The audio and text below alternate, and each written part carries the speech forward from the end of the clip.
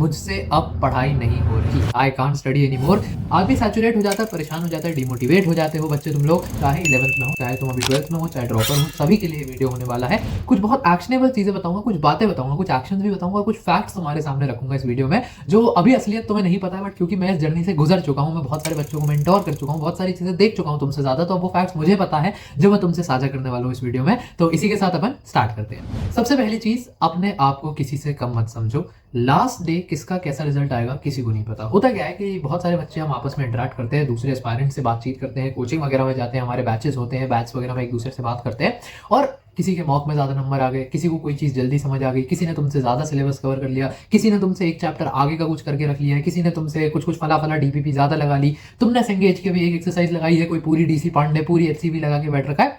बहुत सारे ऐसे लोग मिलेंगे जो तुमसे एट अ पॉइंट थोड़ा सा आगे चल रहे हैं।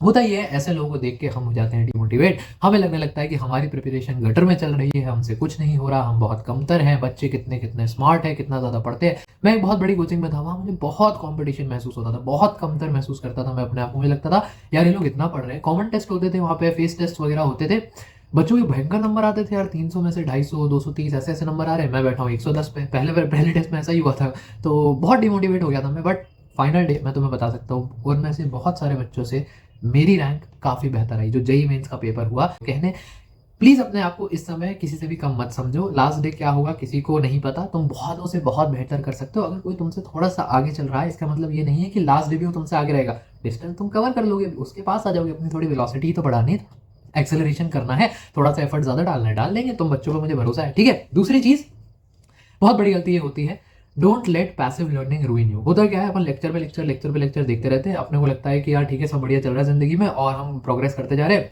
डिमोटिवेशन असली कहाँ पे आता है, जब हम सवाल लगाने बैठते हैं, जब हम कंसेप्ट का पेपर देने बैठते हैं और हमें कुछ याद ही नहीं है, सवाल में देखा फॉर्मूला ही याद नहीं आ रहा है। तो पैसिव लर्निंग जो है वो उस समय बहुत अच्छी चीज लगती है, इट्स एन इंस्टेंट ग्रेटिफिकेशन मिल जाता है तुम्हें, बट लॉन्ग टर्म में वो तुम्हें बहुत नुकसान कर रही है। डिमोटिवेट होते हो, फिर सवाल नहीं लगता, डिमोटिवेट होते हो, पढ़ने का मन नहीं करता, चीज याद नहीं आती, दुखी हो जाते हो, कमतर महसूस करते हो, सैचुरेटेड लगने लगता नहीं हो पाएगा और बैठ जाते हो पढ़ाई छोड़ के। इसलिए रिवीजन को बहुत ज्यादा महत्वाकांक्षा देनी है। जो भी चीज पढ़ रहे हो उसको शाम को रिवाइज करो। एक्टिवली रिवाइज करने का एक बहुत बढ़िया टूल मैं तुम लोगों को सजेस्ट करता रहता हूं, आज भी उस टूल में तुम्हारे लिए लेकर आया हूं। बहुत ही प्यारा टूल जो मुझे लगता है वो है रैंसर रिवीजन के read revise repeat flash cards. अब इनके बारे में बहुत सारी प्यारी चीजें मैं तुम्हें बता चुका हूं, कुछ चीजें रह गई हैं वो और मैं तुम्हारे साथ साझा करता हूं। 95% सिलेबस अपना, तुम्हारा जो जेई का सिलेबस इतना वास्ट जो तुम्हें लगता है कि अभी याद नहीं है पेपर से पहले। फर्ज करो कल तुम्हारा पेपर है, तुम्हारे पेपर में सिलेबस आ रहा है कि साहब लिक्विड सॉल्यूशंस है, और ये किसका है मेरे पास, इलेक्ट्रोकेमिस्ट्री। ठीक है, तुम्हारा कल पेपर है लिक्विड सॉल्यूशंस और इलेक्ट्रोकेमिस्ट्री का, तुम्हें कुछ याद ही नहीं है। फटाफट तुमने ऐसे इंटरैक्टिव कलरफुल फ्लैश कार्ड्स उठाए, इनको देख के पता है पढ़ने का मन करता है, क्योंकि इसमें साथ में तुम्हारे डायग्राम्स भी दिए हुए हैं, सारी फैक्ट्स वगैरह सब लिखा हुआ है। इसमें तुम देखोगे सारी इक्वेशंस एक ही जगह पे लिखी हुई है, ऑर्डर वगैरह सब दिया हुआ है, और इसकी सबसे प्यारी चीज है कलरफुल है, इंटरेक्टिव है, छोटा है, पूरी पूरी ऐसे पोथियां नहीं पलटनी तुम्हें। रिवीजन तुम्हारे लिए जो एक टीडीएस चीज बन चुका है वो यहाँ पे इन्होंने बचा लिया, जो मुझे इनके लिए बहुत बहुत क्रेजी चीज लगती है। ये रिवीजन बहुत क्विकली कर सकते हो, छोटे छोटे फ्लैश कार्ड, ऐसे 3-4 और में तुम्हारा पूरे चैप्टर खत्म हो जाता है। और ऐसा भी नहीं कुछ सिलेबस बच गया हो, सिलेबस भी तुम्हारा 95% कवर्ड है, तो वो तो बहुत ही प्यारी चीज है। एक्टिवली तुम इनके साथ इंटरैक्ट करते हो, पैसिव लर्निंग दूर हो जाती है तुम्हारी, और रिपीटेडली इससे रिवाइज कर सकते हो। आज पढ़ लिया, आज तुम्हारा चैप्टर खत्म हुआ तो इससे रिवाइज कर लिया एक बार, 10 मिनट में रिवाइज हो गया, एक हफ्ते बाद फिर रिवाइज कर लिया, पेपर से पहले जस्ट रिवाइज कर लिया, तो सारे में तुम्हारे बहुत ज्यादा काम आएगा। तो मेरे पर्सनल रिकमेंडेशन पे this is a must use for you guys, इसको जरूर चेकआउट करना। ठीक है, तीसरी चीज जो मुझे अपनी लाइफ में काफी देर से समझ आई थी, तुम जितना जल्दी हो सकते हो समझ लो उतना ज्यादा तुम्हारे लिए बेटर रहेगा। नोबडी इज बॉर्न ऑर्डिनरी और एक्स्ट्राऑर्डिनरी। इस बात को समझो, किसी बच्चा है, कोई तुम्हारी कोचिंग वगैरह में है, कोई तुम्हारे साथ पढ़ता है, अगर तुम्हें लगता है कि वो कोई बहुत ज्यादा स्मार्ट है, या तुम्हें लगता है कि वो कुछ भी कर रहा है, बहुत अच्छे नंबर ला रहा है, और वो पैदा ही इंटेलिजेंट हुआ है, तुम तो पैदा ही बेवकूफ हुए हो, तो ये बहुत तुम्हारे मन की बेवकूफी है, ये बस तुम अपने आप को बहाना दे रहे हो।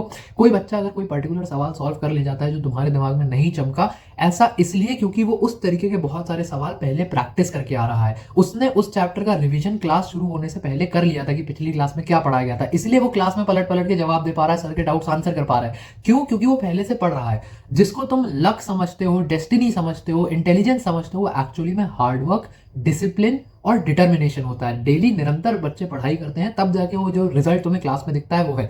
तुम वो देख रहे हो कि वो माउंट एवरेस्ट पे चढ़ा हुआ है, उसके पीछे उसने क्या क्या चढ़ाई करी, जो हार्डशिप फेस करे, वो नहीं देख रहे हो। कहने का ये कि तुम्हें लगता है कि तुम उस बच्चे की जगह पे नहीं पहुंच सकते, क्योंकि कोई भी फला फला बच्चा, ऐसा कुछ ऐसे बच्चा नहीं है, बट किसी की भी तुम ऐसे उस मार्क्स पे नहीं पहुंच सकते, क्योंकि एक पर्टिकुलर लेवल ऑफ मार्क्स सिर्फ इंटेलिजेंट बच्चों के लिए ऐसा नहीं है, वो सिर्फ हार्ड वर्किंग बच्चों के लिए। तुम हार्ड वर्क करो, तुम्हारे भी 220 230 250 जितने नंबर चाहते हो उतने आने लगेंगे, उतने लेवल की बस मेहनत करनी पड़ेगी। ठीक है, आखिरी बात पे चलते हैं। Identify and acknowledge your strengths and weaknesses. एक बहुत बेवकूफाना गलती हम ये करते हैं अपने जेई के टाइम पे, हमें खुद को बारे में नहीं पता होता। अपने टाइम की अकाउंटेबिलिटी लेके चलो। तुम्हें कौन से सब्जेक्ट्स पसंद है, तुमसे कौन से सब्जेक्ट्स में तुम स्ट्रगल कर रहे हो, खासकर जिन सब्जेक्ट्स में तुम स्ट्रगल कर रहे हो इनकी जानकारी तुम्हारे बहुत अच्छे से होनी चाहिए। अपने मॉक्स एनालाइज करो, देखो हर मॉक में अपनी गलतियों का पैटर्न आइडेंटिफाई करो, देखो तुम्हारी वीकनेस क्या क्या बन के निकल के आ रही है। क्या तुम कैलकुलेशन में कमतर रह जा रहे हो, क्या तुम सिली मिस्टेक्स कर रहे हो, क्या तुम्हारा नॉलेज रिटेंशन खराब है कि पेपर तुम पढ़ के तो जाते हो बट पेपर में अच्छे से नहीं पढ़ के जाते। क्योंकि पेपरों में कम नंबर आना भी ना एक बहुत मेजर कारण मैंने देखा, जो मैंने फेस करा था अपने टाइम में, वही डिमोटिवेशन का और सैचुरेटेड फील करने का, कमतर फील करने का। तो उसको हटाने के लिए खुद की थोड़ा सा खुद की नॉलेज लेकर आओ, खुद के बारे में जानो। और एक ब्राउनी पॉइंट, मैंने कहा था कि ये आखिरी पॉइंट होगा बट एक एक्स्ट्रा पॉइंट मैं तुम्हें छोड़ के जा रहा हूँ, बहुत इंपॉर्टेंट पॉइंट।